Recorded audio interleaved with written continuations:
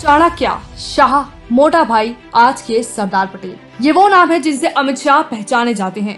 और ये कहना गलत नहीं होगा कि वो भाजपा के तो सबसे कामयाब अध्यक्ष रहे ही हैं, लेकिन देश के मजबूत गृह मंत्री भी साबित हो रहे हैं अपने ऐतिहासिक और मजबूत नेतृत्व के चलते। लेकिन उनका यहाँ तक का ये सफर इतना आसान नहीं था। शायद कांग्रेस को सत्ता में रहते मोदी शाह की जोड़ी की ताकत का अंदाजा हो गया था और इसलिए उसने अमित शाह, जो उस समय गुजरात के गृह मंत्री थे, को फर्जी एनकाउंटर केस में फंसाए रखा, उन्हें जेल भेज दिया, उनसे घंटों तक सवाल जवाब कर मानसिक प्रताड़ना दी। लेकिन बावजूद इसके उनके खिलाफ कोई सबूत नहीं मिला और उन्हें 9 साल की लंबी लड़ाई के बाद उच्च न्यायालय से क्लीन चिट मिल गई। और कहीं न कहीं यही वजह है कि अमित शाह आज राजनीति के एक एक पहलू को समझते हैं। अपने इस सफर में वो हर कदम सोच समझकर और सूझबूझ के साथ रखते हैं, क्योंकि उन्हें पता है कि कब किस काम का क्या असर पड़ेगा। और इस बात का सबसे बड़ा उदाहरण बना हाल ही में उनके द्वारा पीएफआई पर इतिहास की सबसे बड़ी सर्जिकल स्ट्राइक।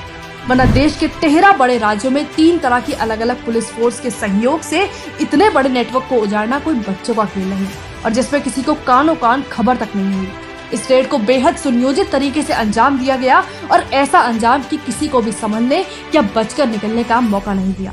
ठीक ऐसी ही प्लानिंग शाह ने 2014 से 2019 के बीच धारा 370 के लिए की थी, जब उन्होंने दिन रात लगाकर हर पहलू से सोचने के बाद इस बिल को पहले लोकसभा में नहीं बल्कि राज्यसभा में पेश किया, ये जानते हुए कि उनकी बहुमत लोकसभा में है बल्कि राज्यसभा में नहीं। लेकिन चुनौतियों से लड़कर जीतने का दूसरा नाम अमित शाह है। वो इस बिल को उन नेताओं के बीच लेकर गए, घंटों तक खड़े होकर उनके एक एक सवाल का जवाब दिया, जिसका नतीजा हुआ कि कोई भी इस बिल को लागू करने से रोक नहीं पाया। उन्होंने किसी को मौका ही नहीं दिया कि कोई इसमें रोड़ा बन पाए। अमित शाह की चाणक्य नीति से पूरा विपक्ष, पूरा देश वाकिफ है।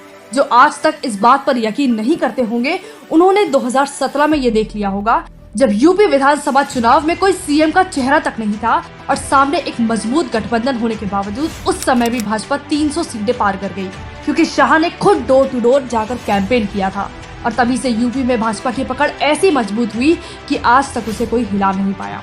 गृह मंत्री के तौर पर शाह ये तो सुनिश्चित कर रहे हैं कि देश के बॉर्डर्स को कोई लांघ ना सके, लेकिन इसके साथ ही वो हर अवैध चीज जैसे कि ड्रग्स पर भी नकेल कस रहे हैं। ड्रग्स की तस्करी देश की आंतरिक सुरक्षा के लिए खतरा है, इसलिए उन्होंने इसके खिलाफ जीरो टॉलरेंस की नीति अपनाई।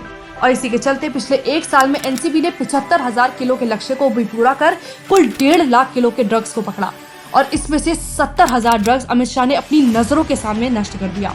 क्या 5 साल पहले तक आप कहीं सुनते थे कि किसी सरकार ने ड्रग्स पर ऐसी कार्रवाई की हो? लेकिन अगर गृह मंत्री के तौर पर अमित शाह हो तो ये मुमकिन है। अमित शाह वो हैं जो अपना किया कोई भी वादा अधूरा नहीं छोड़ते और इस तरह से पूरा करते हैं इस प्लानिंग के साथ कि फिर दुनिया की कोई भी ताकत उसे पलट नहीं सकती।